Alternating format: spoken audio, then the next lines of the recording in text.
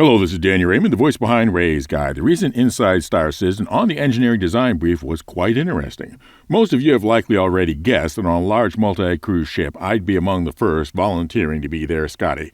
I'd even do a wee favour putting on Scottish accent if it'd help. But anyway, the engineering document seemed quite complete, and if I had any criticism at all, it would be that they should have been clear that the design brief was the full eventual implementation, but when they got all flirty about the real soon now, I don't want to do any promises when you will see it, but we are doing our very best that you will be able to try it out sooner than later. No dates. But it's really cool. they were certainly speaking of a far narrower Tier 0 implementation. For us old-timers, we know that's the case. We've seen it before with mining and medical, and we're seeing it right now with 3.18 having hull scraping, while the full engineering brief on salvage certainly includes component salvage, frame grinding, fuel siphoning, all that jazz. But a newer backer wouldn't know how to read between the lines on that. So let's be clear on that. And if you really want to be open with us, say what of this whole thing the Tier 0 would contain. Because I'm pretty sure you already know that. But as it is, the design brief seemed quite interesting, but left me wondering about one thing that wasn't in all the talk about how engineering works on a huge multi-cruise ship, and that is, how does it work on a single-seat ship or vehicle? And by single-seat, I'm also meaning dual-seat ships without a cabin, like the Hurricane, Scorpius, etc. In particular, I'm speaking about those with physical components only accessed from outside of the vehicle. Because it doesn't make logical sense that there would be so much engineering activity on a large ship, but absolutely none on a small one. Yet on the small one, you by definition don't have a separate engineer and may well have a pilot who has no interest in the engineering gameplay. So whatever it is, a single ship engineering has to be scaled way down while hopefully, still believably, being in the same technological ecosystem as the large ship engineering discussed in the design brief. Fortunately, there's a real-world pattern that can help here. In the real world, increased miniaturization corresponds with more of a sealed box design with less serviceable components. For example, a desktop computer can't easily be opened up and worked on. Laptop computers less so, and the thinnest and lightest of laptops even less. And with the most miniaturized end of the scale are the phones and tablets, where user servicing means take it to a Genius bar and have them sell you on getting a whole new one because fixing this one wouldn't be worth it. So this gives us a way of saying that the vehicle-size components used on vehicles and the small-size components used on single-seat ships are built differently than the medium, large, and capital-class components from a user servicing standpoint. So let's start with vehicle components. Vehicle components are always accessed from the outside of the vehicle while at rest.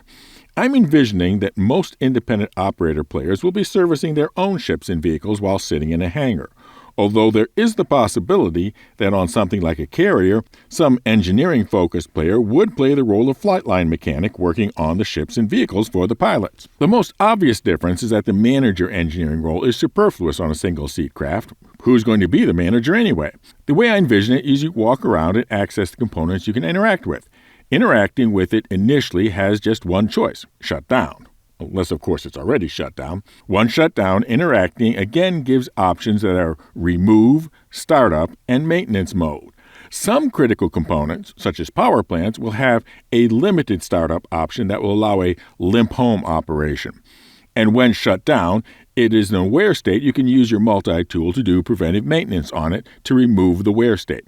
Yes, I know that's another magic repair beam, but honestly, you can't do all the mocap animations for everything a PM routine would entail. Maintenance mode allows you to use your Mobiglass to do the kind of adjustments described in the ISC video as tuning.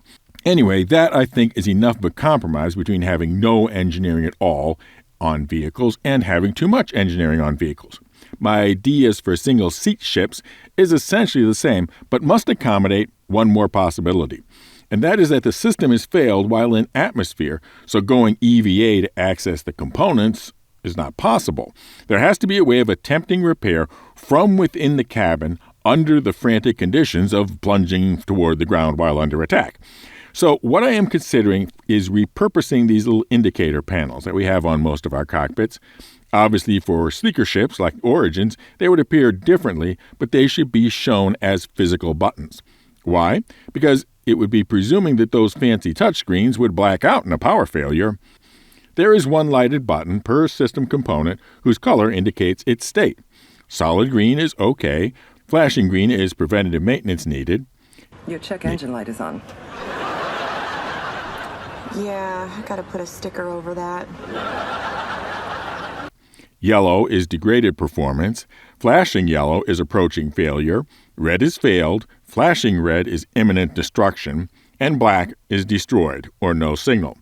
Pressing and holding the button attempts to perform a self-repair and restart of that system component.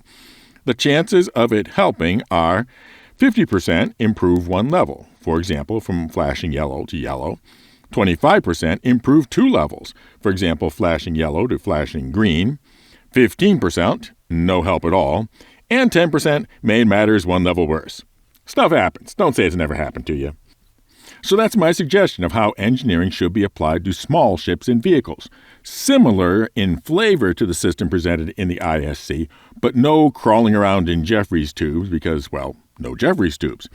And now for an update on our 2 ship giveaways. The first is the 10,000, now 11,000 subscriber thank you for the LTI Hull C, the colossal cargo container carrying craft to be given away when the sea becomes flyable in the verse. And then there's our big ship giveaway for the winner's choice of either the Galaxy Complete, the massive modular mining moving medical machine, or the Benu big box Bagram known as the Merchantman. 180 per video for both of those drawings. Just be a member and be entered automatically, or subscribe and comment with the secret word. And the secret word for this video is what I was willing to do to be given the engineer's position on a ship. And even though at time of recording 3.18 wasn't quite live yet, I'm going to call the ship piling contest closed. Expect to see the compilation video in the next week or so, along with the post for members to vote on the winner. Will I be creating another skills contest? Yes, but I'm not quite ready to announce it yet. Fly safe, keep it real, and I'll see you in the verse. This is Danny Raymond for Ray's Guide.